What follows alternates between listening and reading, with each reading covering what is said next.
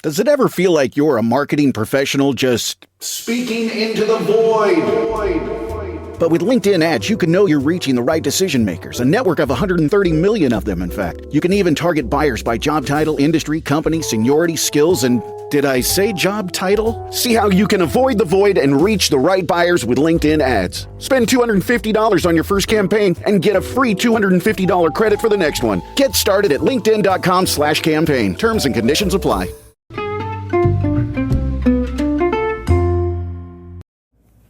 Hi everybody, and welcome to the Dr. Psych Mom Show. Today I'm going to talk about when your husband is depressed. And before I get into that, I must tell you to subscribe. I've probably over 210 or 220 extra episodes. About a quarter of the ones that I do are subscriber only. The most recent one was when you're staying with your partner because of your shared history, but they don't know you have a shared history and they don't even believe in shared histories. And if you can't tell, they're avoidant. So that is a good episode that'll make a lot of sense of being married to an avoidant and what you need to do to move forward, and definitely subscribe to get that, among others. All right, so I've talked a lot about what to do when your wife is depressed, because women are, twice as likely to be depressed. They have postpartum, they have luteal phases, they got a lot of shit. So so there's more women who are depressed, and so therefore I talk about it more. And I see it more often. However, men being depressed, that's no slouch either in the marital therapy department. A lot of men come in who are depressed, and as I've discussed, that can manifest very differently in men than in women. Men are more likely to come off angry, irritable, tired, apathetic, less likely to come off sad. In general, men frequently come off more angry than sad because they're men, because they have testosterone, because they're more trained to be more aggressive and less vulnerable. And we don't need to dive into the deep sociology or biology behind that. But the point is that many women don't even know that their husbands are depressed because they do not manifest like crying and talking about how insecure they are, or even their rejection sensitivity comes off differently. They come off more aggressive, really. Even if they feel like they're being rejected, for example, they may yell about it or insult somebody instead of saying, "I feel hurt," which is more of a female way to communicate. So a lot of women just think that they're living with an asshole. And he didn't used to be an asshole, but I guess now he is. And the reality is he may be an asshole because he's depressed. And I have a podcast that says when everybody's an idiot, it may be depression. So if your husband is always ranting about things being stupid, about people being stupid, about feeling taken advantage of, if he is apathetic and almost nihilistic and cynical, if he is somebody who struggles with what is the meaning of it all, and he basically thinks of himself as very philosophical, but in reality, talking to him is like talking to a black hole because it's like depressing. If it's depressing to talk to your husband, he's likely depressed, right? If he has low energy, if he has low drive. Now, low sex drive does not always go along with depression in men. Some men, in fact, try to basically self-medicate their depression by having sex or by masturbating to porn, because those are dopamine releasers. So just like some people, there's atypical depression. I've discussed this a lot. Women more often have it, but sometimes men have it too. Atypical depression is when you eat and sleep more, you're more rejection sensitive, you're more tired, but your mood goes up temporarily in response to positive events. That's as opposed to melancholic depression, where you eat less, sleep less, and your mood doesn't really change. You just feel apathetic, empty, and blank, and sad like all the time.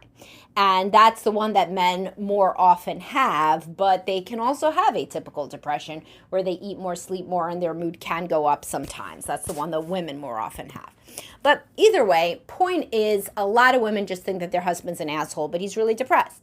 And so, first of all, a lot of you are like, ding, ding, ding, so what do I do? Okay, well, the first thing you would do is stop enabling it. Stop just letting him treat you like shit, right?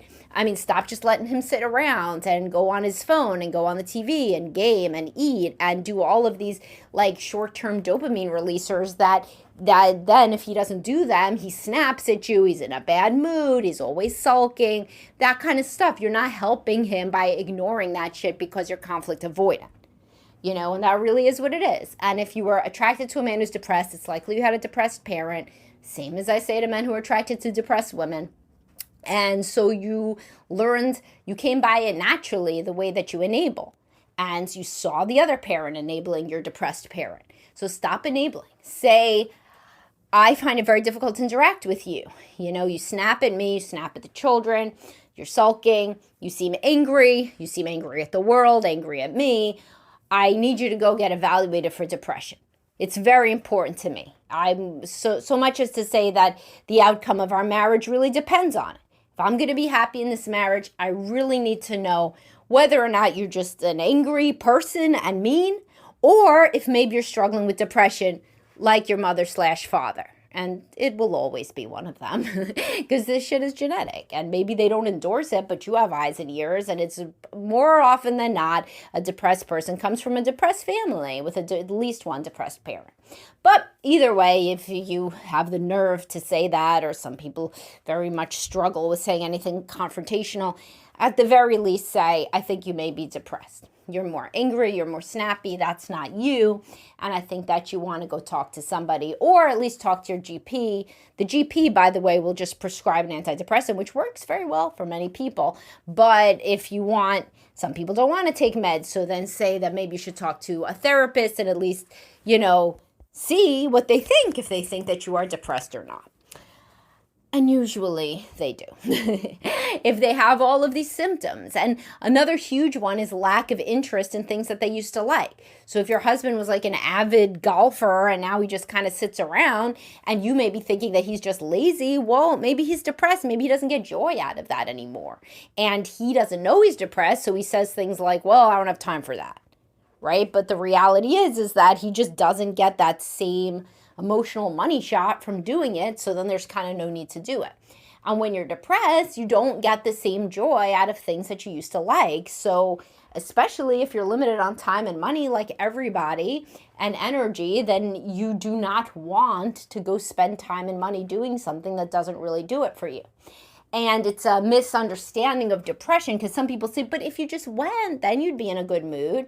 Well, yeah, if you have atypical depression, possibly you'd be in a good mood right then, and then your mood drops back when you're home. And, or if you're melancholic depression, then it doesn't, and then you just don't even feel good. You just feel like a weird imposter on the golf course because everybody else is having a good time and you're not. So sometimes with mild depression, it can help to get up and get moving and to do shit, but not if the goal is pleasure, because you don't feel the pleasure necessarily. So that can make you feel worse. So certainly it is very good to get up, get moving, go to work, take care of your children. Push yourself in all of those ways to have a routine and to not be in bed if you can at all, because whether or not you're depressed, you're going to be prouder of yourself. You're going to have more life meaning at the end of the day that you created, and you will feel good about the fact that you powered through and were able to do these important life activities. But whenever the point is just dopamine release and you're not releasing any, well, you can see how that would be even more depressing, to do activities that are designed to be fun and you don't have fun. So don't think, if you're somebody who doesn't struggle with depression, that it's like so self-sabotaging for your husband not to want to go to the pumpkin patch if he's depressed, because he would have a good time. He wouldn't have a good time. He wouldn't have a good time. So I'm not saying he shouldn't go. He could schlep there, but at least you shouldn't tell him he should have a good time. You should say, thanks for coming for our family. It's important to me. And you did it. So it's like you did this task that's important to me, is often a very good motivator for people with depression. It can be very good to have to get up and take care of your child or take care of your pet, or do things that are essential in the home. But if you're saying like, come to the pumpkin patch because it'll be fun, and then you're implying that something is bad about him if he doesn't have fun, well, he doesn't have fun. He doesn't have fun, full stop. And So therefore, he's not going to have fun at the pumpkin patch, So you got to have some empathy. And you can read books about depression. You could listen to all of my stuff on depression, all of drpsychmom.com, category depression. Read about this, because people who don't understand depression, they can tend to think that the person is just faking it, or they're just being lazy, or if they just had a stronger work ethic or positivity ethic, then it would be different. No, it's a disease. You don't have, you don't feel the same. It would be like if you had the flu and somebody said, why don't you just get up? If you get up and get moving, you'll feel better. Well, no, you won't. You'll feel worse. And in fact, depression is highly linked to chronic pain. And I've taught you guys the spoon theory idea that people with chronic pain feel like they only have so many spoons of energy, and you don't want to use them up doing something like going to the pumpkin patch if then you're not going to have enough to like make dinner or shower, So people with depression and chronic pain, they're very similar. They always have to be thinking like, how much energy do I have? How much can I power through and act positive and act happy? Now, men specifically are more often, although not always, certainly this is changing over time, but they're more often the primary earner. So that's a bigger burden too. So when you're depressed, you can't get yourself up and going, then your family starves. I mean, that's like a lot of pressure, right? So, or then your wife ends up being like the only earner on her lower salary, or honestly, even her higher salary. It's a huge thing for men to feel that they can't contribute. That makes depression worse. So if they have spoons, the spoons are going to go toward work. And when they get home, then frequently the woman's like, well, all day you were nice to everybody at work, and then you come home and you're a bastard here and you're so mean. That guy could very well be depressed. And all day he is using up all his spoons to get through work. So he keeps a job, so he keeps his livelihood, so that on top of everything else he feels bad about, he doesn't have to lose his job, right? And then when he gets home, he kind of crashes. And I'm not saying this is good, not in men, not in women, but it's the reality. You got to see the reality in order to make any changes. So then if you can start seeing these patterns, then you may realize, yeah, in fact, he is depressed. It sounds like he probably is. I should ask him to go get evaluated. I should ask him to go to therapy. I should ask him to talk to his doctor so that he can be a more productive member of this family, and so that I don't have to feel like I'm walking on eggshells around him and the children aren't, etc. And now, is all treatment, is all depression treatable? No. Like 15 to 30% is treatment resistant. And I talk about that a lot. And people have side effects from medications, and therapy may not work for everybody, and all of that. And in that case, then at least the person knows what they're working with, right? At least the person knows that they're depressed. The person can learn about depression just like with any chronic illness, and they can learn, and you can learn as the spouse, how to work around it and how to take it into account in your daily life, the same as if the person had any other chronic illness. And a lot of depression is unfortunately chronic.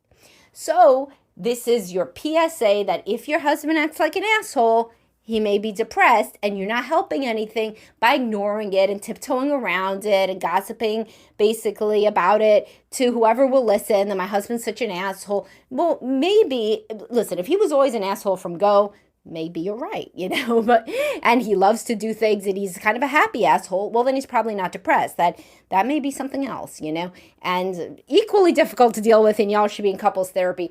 But if it's not his personality, if there were times when he had more energy, had more positivity, was looking positively toward the future, didn't think that the world was out to get him and that there's no point in anything, then he may well be depressed, especially if you start thinking about it analytically and you realize that it's in his family.